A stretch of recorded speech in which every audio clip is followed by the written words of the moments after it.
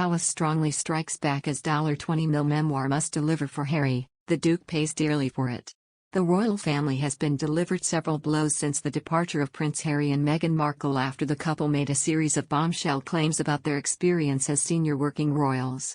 Royal commentator Nick Bullen claimed the firm and most staffers are now concerned about the potential revelations the Duke of Sussex may make in his upcoming memoir after receiving a reported $20 million advance for the book.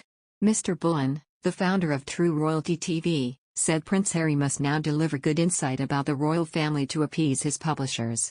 Mr. Bullen said, "History has proven so far that private conversations have been leaked. Information that should have stayed within the family has, somehow, found its way into the media. The thing that must be concerning not just the royal family but all of those working in the royal household is what is going to be in this book.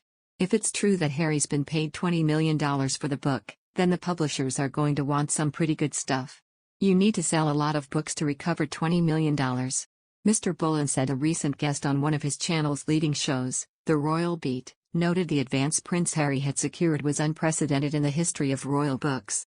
He continued, "We've had one of Britain's leading literary agents on the show recently, a guy called Andrew Loney, who talked about the fact that a $20 million advance is unprecedented, much bigger than any other royals ever had for a book.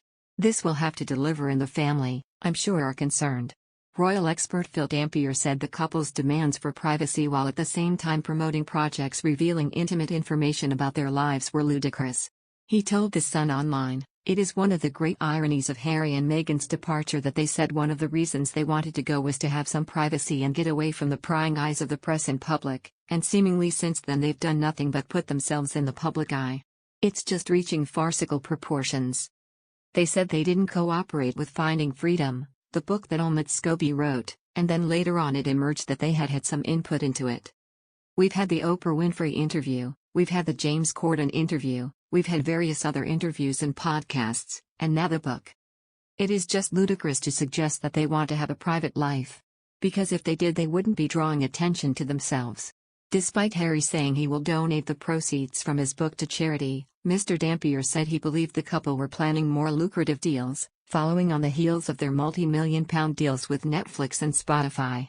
He said, "Although Harry's giving the money for this one to charity, obviously a lot of the other things he and Meghan have been doing have been money-making exercises. It just makes you wonder what's coming next. Who knows, Meghan will probably write her memoir as well.